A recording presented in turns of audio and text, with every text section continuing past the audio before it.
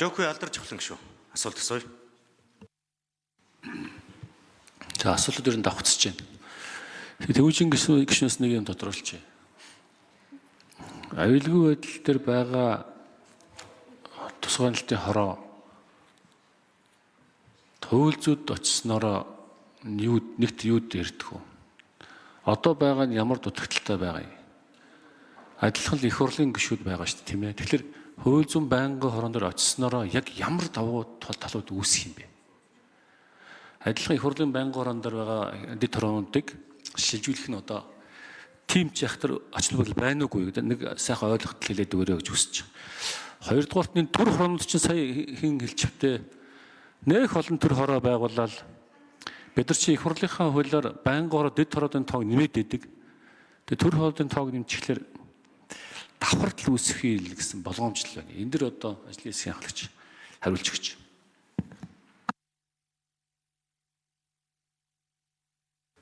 За Тэмүүжин гишүү хариулт өгье.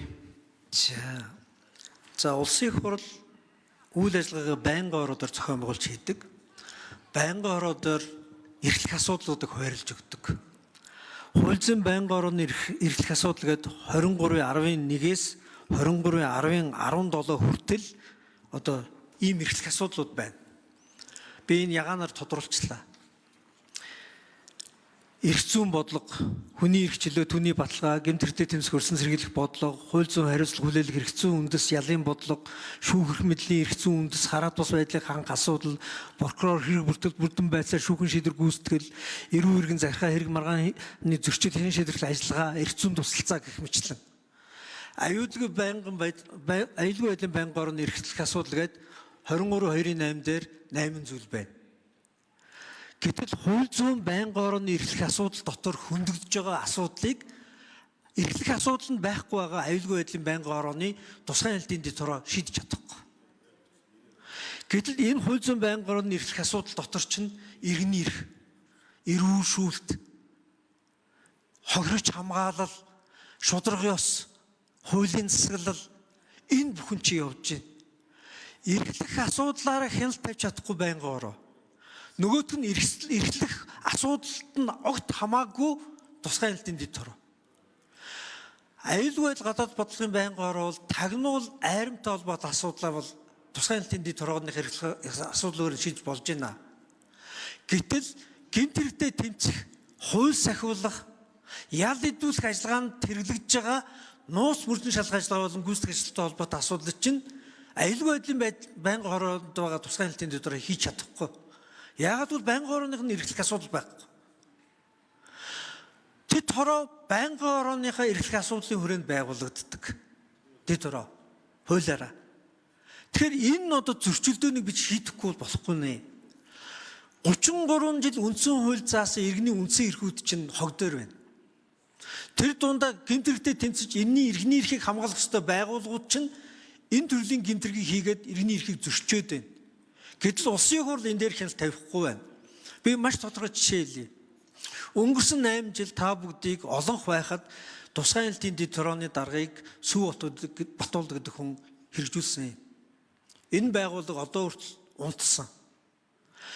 33 жил энэ тусгай хяналтын дэд хорооны эрхлэх одоо даргаар чинь хэн явсан бэ гэвэл энэ байгууллагыг зүгээр л өөрийнхөө асуудлыг шийдэхэд хуулийн байгууллагын дарга нартай хувийн хайдлын харилцаа тогтоох энэ арга барилдаа ашигласан хүмүүс л ажилуулсан байна.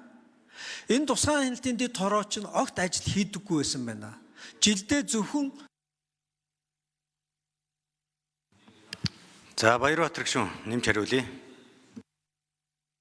За алдар чухлан гишүүний асуултанд хариулъя. Тэгээ одоо мөрдөгдөж байгаа их хурлын тухай хуулиар бол 5 байнгын хороо, 5 дэд хороотой үйл ажиллагаа явуулж байгаа. За нийтдээ 11 байнгын хороо.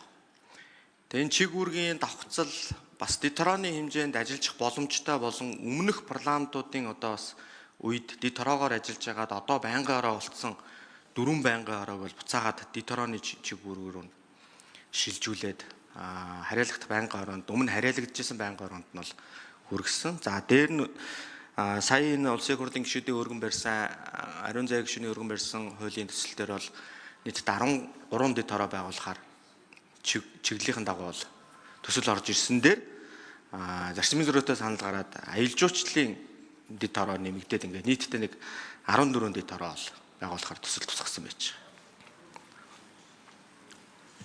За алдар жавхлан гишүүн тодруулж сууя. За гэр бүлийн асуудал юу н аль байнгын хороонд хариулагдахаар байгаа. Хэдүүлэн гэр бүлийн асуудалд онцгой анхаарахгүй бол өчигдөр урж өдрхөн сайн нэг аимшигтай гэмтэр гарсан шүү дээ. Тэгээд хэдэн эмэгтэйчүүдийг харгас нөхдүүдийн гарт алдаад дуусах юм шиг байна. Тийм учраас гэр бүлийн асуудлыг аль байнгын хороонд хамаатуулах. Ер нь энэ хуулийг гэр бүлийн тухай хуулиар нэг хуулийг бас дахин найруулж, дахин өргөн барьж нэмэлт өөрчлөлт хийхгүй бол хэдэн бүсгүүчүүдийг тийм одоо харгас хэрцгий хүмүүсийн гарт хугацаа өгч байгаад алуулчихад байна л да. Тийм учраас энэ дэд та бүгд ямар бодолтой байна вэ гэж.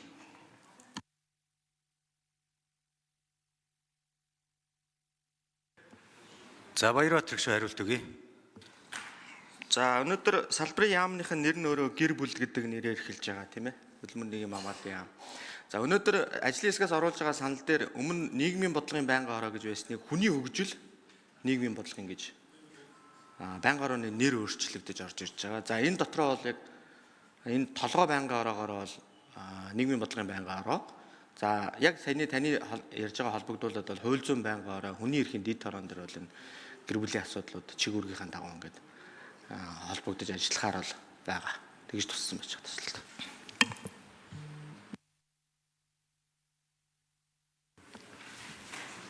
За гишүүд асуулт асууж